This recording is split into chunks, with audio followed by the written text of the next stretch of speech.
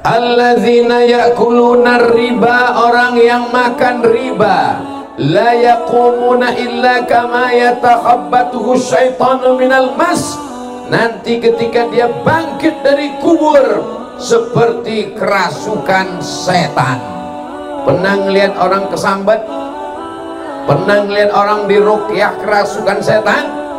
Begitulah orang yang bangkit dari kubur ketika mereka makan riba. Mudah-mudahan kita semua. Orang yang makan riba, uangnya dibelikan ke nasi, nasinya disuap dengan nama Allah, nasi satu piring berubah menjadi setetes darah, darahnya masuk ke jantung, naik ke otak, otaknya jadi kotor, jadi hitam, jadi jahat karena darah dari jantungnya naik ke otak. Kita semua hafal ayatnya, nasiyatin kadzibatin khati'ah.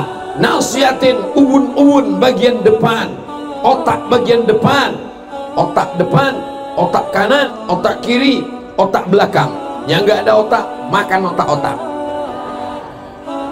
Otak bagian depan yang memerintahkan mata melihat yang haram, memerintahkan lidah membicarakan yang haram, memerintahkan kaki melangkah ke tempat haram. Kenapa kaki, mata, tangan melakukan haram?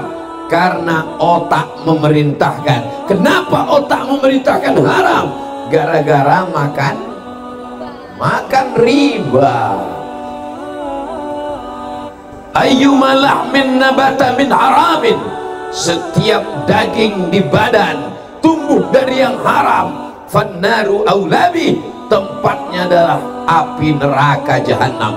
Pagi dia katakan 7 kali, Allahumma ajirna minan nar, Allahumma ajirna minan nar, Allahumma ajirna minan nar, Allahumma ajirna minan nar, Allahumma ajirna minan nar, Allahumma ajirna minan nar, Allahumma ajirna minan nar. Mudah-mudahan kita selamat dari api neraka. Tapi ternyata makanannya riba, daging badannya dari riba, maka dia menjadi santapan api. Kok api unggun? Api neraka. Atina fid dunya hasanah wa fil akhirati hasanah wa qina. Ya Allah, berikanlah kami anak yang soleh dan solehah, amin. Mudah-mudahan yang belum berjodoh berikan jodoh yang baik-baik, amin. Doanya tidak diterima Allah. Kenapa tidak diterima?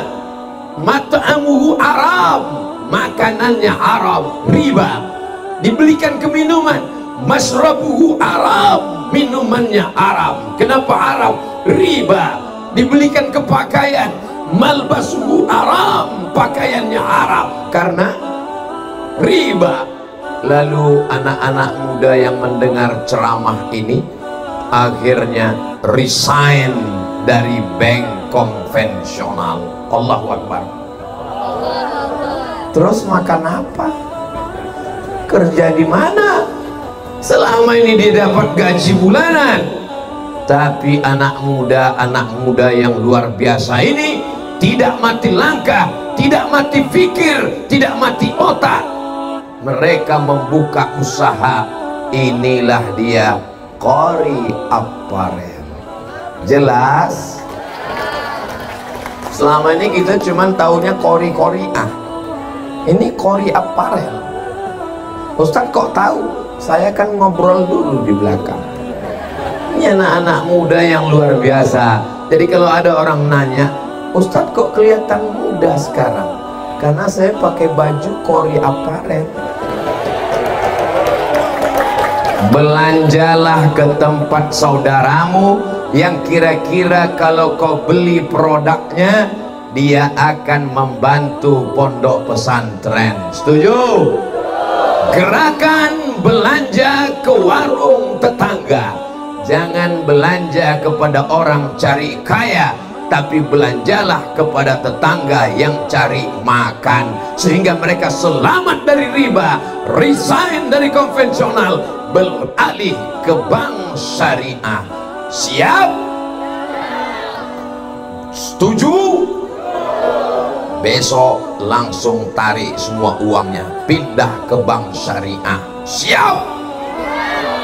Nggak sama suaranya.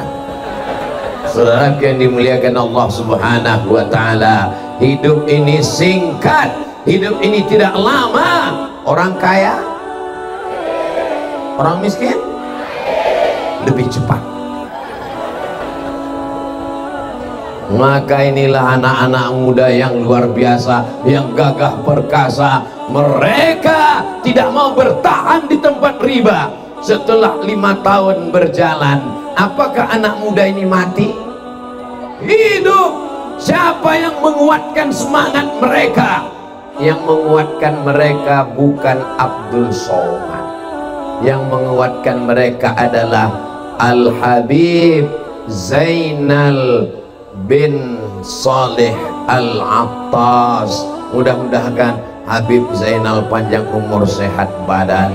Habib Zainal lah yang memotivasi mereka, mendoakan mereka, membukakan rezeki, memintakan munajat kepada Allah, membacakan maulid, membimbing. Akhirnya usaha mereka besar.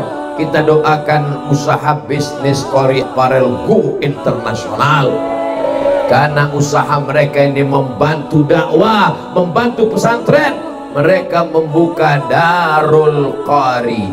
Ustaz kok tahu? Saya dari sana, Beb. Saya udah ngeliat ini namanya Darul Qari. Ini tempat anak baca Quran. Ada papan tulis 2. Ini Pak Ustaz tempat mereka belajar. Oh, mereka belajar di sini? Iya. Kok tempat belajar ada tempat tidurnya untuk Ustaz istirahat? Ini bukan cuman cerita, tapi fakta. Saya sudah melihatnya. Saudaraku dari Sabang sampai Papua yang masih berkecimpung dengan riba, takut resign, takut keluar, datang ke Bekasi. Bekasi, saya pernah juga ngomong begitu, datang. Setelah selesai, mohon maaf Pak Ustaz, tadi Ustaz salah ngomong. Datang studi banding ke Qori Apparel, belajar ke mereka. Mereka anak muda, buka usaha, bisnis, tetap menikah, tetap punya istri, malah yang masih berkecimpung dengan riba masih jomblo. Ribanya dapat haram, jomblonya nggak selesai-selesai. Yang keluar dari riba, makanannya halal, bisnisnya lancar,